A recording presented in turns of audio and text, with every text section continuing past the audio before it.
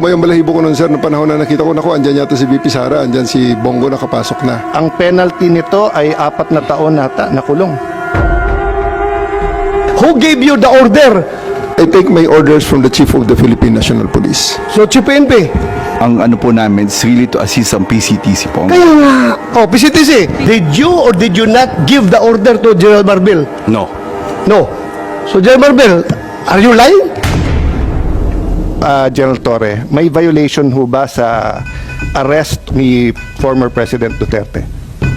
No, sir. Any person arrested or detained or shall be allowed visits by or conference with any member of the immediate family or any medical doctor or priest, minister chosen by him. I saw the video, sir. President Duterte was asking for his own doctors. Sir, we have substantial doctor. Ang sabi kasi dito, his choice, hindi nyo choice. I saw the video wherein you're saying 2-star, ako na nagdedesisyon, I will not allow VP Sara in. Tama? Yes, sir. Hindi ba siya anak? Nung nakita ko tong batas na to, nakalagay, pag anak, you cannot stop them. Ang penalty nito ay 4 na taon nata na kulong. Bawal na pigilan yung anak na bumisita. So, it's your call to violate the law.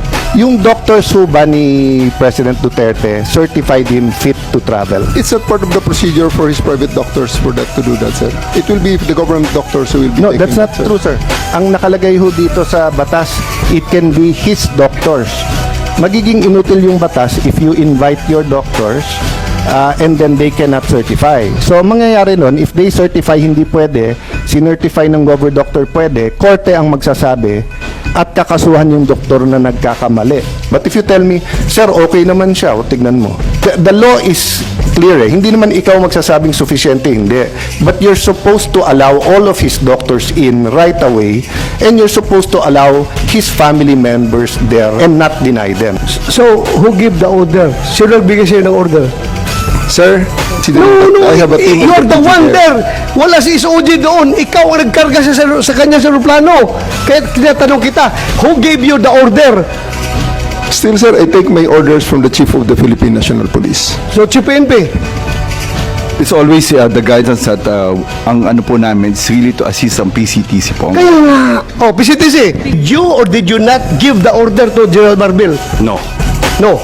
So, General Marbil, are you lying? So I'm not lying, but I just want to have the executive privilege po regarding this matter. This Ay, operational matter. nandito na tayo eh. Executive privilege ka dyan.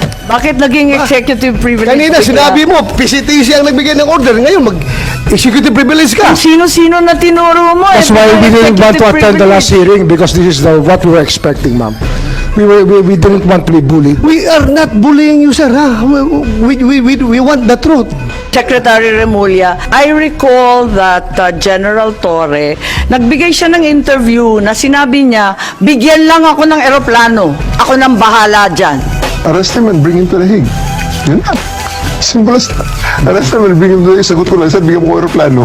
O di ayos. So Secretary Remulla, nagpa-interview na si General Torre. We're not bullying him. He voluntarily gave this interview.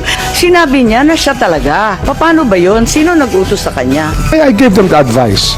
That, So kayo ang number 1, nagutos? serve the warrant of arrest. And number 2, surrender him to the Hague. That's what the law provides. So, sir, you're the one giving the orders. Well, in some ways, because I gave them the legal basis for all the actions that happened. So, you're the one giving the orders. If I have to be the one, then if I am the one No, sir. that is referred to, I will admit it.